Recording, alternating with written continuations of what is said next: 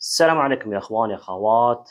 السموحة منكم، انقطعنا عنكم كم من يوم، وكان هذا خارج عن ارادتي انه تفاجعنا بحالة وفاة وكانت خارج البلاد، فاضطريت اني اسافر كم من يوم اادي واجب العزاء، وتوني رجعت البارحة. واخيرا دخول الاماراتية تم فتحها في ابو ظبي في دلما مول. انا دخلت بالصدفة قبل الوفاة بيوم وكنت اتمشى وحصلت انهم فاتحين قبلها بشهر وانا ما عندي خبر. أنا لا جربت عطورهم ولا شريت أونلاين ولا عندي أي فكرة عن عطورهم، بس أسمع دعايات ودعايات ودعايات. فأنا اشتريتهم بفلوسي عشان ما حد يقول والله هاي دعاية، لا مش دعاية، أنا أشتري بفلوسي علشان أعطي العطر حقه كامل، سواء كان سيء ولا كان زين، أعلق بكل أريحية وبكل صراحة. وفجربت منهم كم من عطر وأخذت من عندهم 4 عطور بسعر ممتاز، والصراحة العطور ممتازة. أسوي أنبوكسنج قدامكم إن شاء الله وأقول لكم عن رأيي.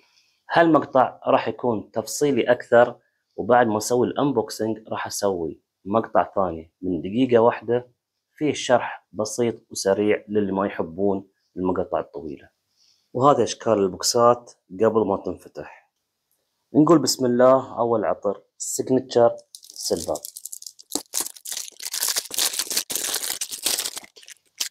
ما شاء الله تفاصيل حلوة في البوكسات والباكجينج. هذا أول عطر سيجنتشر سيلفر.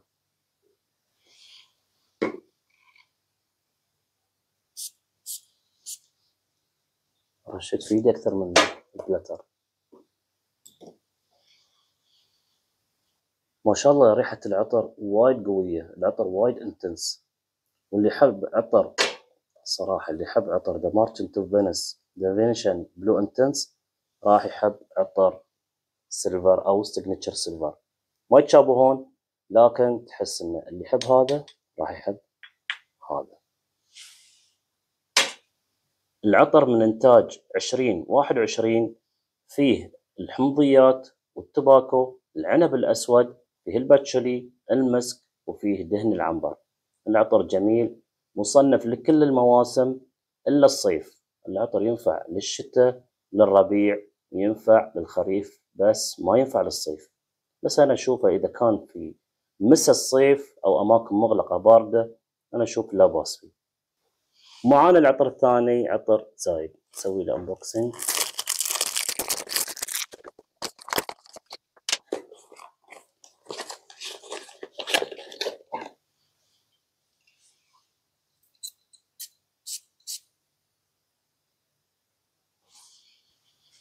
عطر زايد عطر جميل، لكن مش عطر واو، يعني ما تحس انه هو عطر مميز او انه يلفت الانتباه. العطر جميل بالنسبة حق سعره.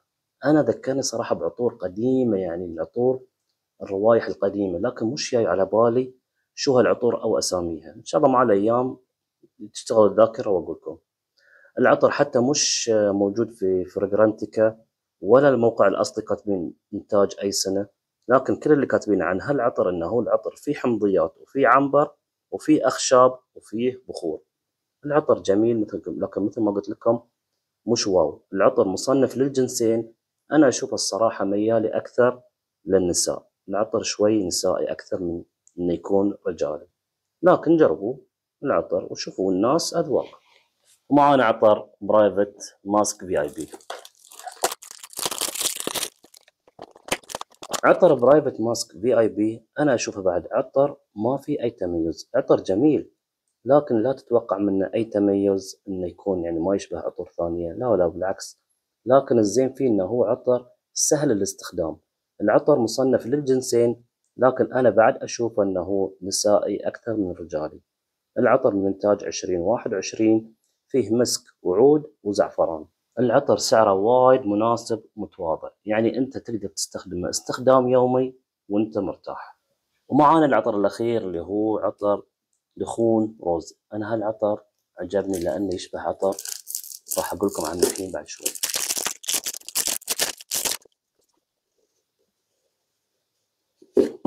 أيوة، لازم تكون حذر.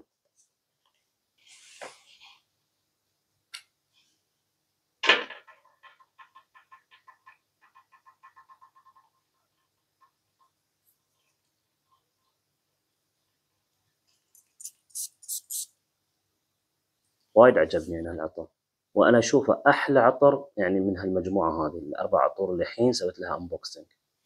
العطر ليش يعجبني؟ لأن في وايد تشابه من نيشاني أني، يعني ما بنقول 100% لكن على الأقل 85% عطر ما يتجاوز ال200 درهم، في تشابه من عطر سعره فوق ال1000 درهم. ما نعرف الحين ثباته وفوحانه، إن شاء الله مع الأيام مع التجارب أكيد راح أقولكم عن الثبات والفوحان، لكن كافتتاحية عطر وايد جميل يستاهل. العطر من إنتاج 2022، فيه الفلفل الوردي، فيه المندرين اللي هو اليوسفي، وفيه الهيل، فيه الباتشولي، الورد، الياسمين، فيه الفانيلا، وفيه المسك. صراحة جربوا هالعطر، اللي يحبون آني أو نيشاني آني يجربون هالعطر. أنا أشوف الصراحة في النهاية إنها مجموعة حلوة وتستاهل. يعني تخيلوا ال4 عطور سعرها يكون 398 درهم، يعني يطلع لك العطر ب100 درهم أو 100 ريال أو أقل يعني بشوي. أنا رتبت العطور حسب إعجابي فيهم كلهم. أول شي عجبني الروز، وعقبه السيجنتشر السيلفر، وبعده زايد، وعقبه البرايفت ماسك VIP. العطور جميلة بالنسبة حق سعرها، وفي النهاية الناس أذواق. شكرا على المشاهدة وعلى المتابعة، واللي بعده ما تابعني يتابعني، يسوي سبسكرايب ويفعل الجرس، لايك وشير للمقطع. أنا أقولكم إن شاء الله يعني راح أقولكم عن الثبات والفوحان مع الأيام ومع التجارب. إن شاء الله أشوفكم في مقطع جاي. ربي يحفظكم، لكم مني أجمل تحية وإلى اللقاء.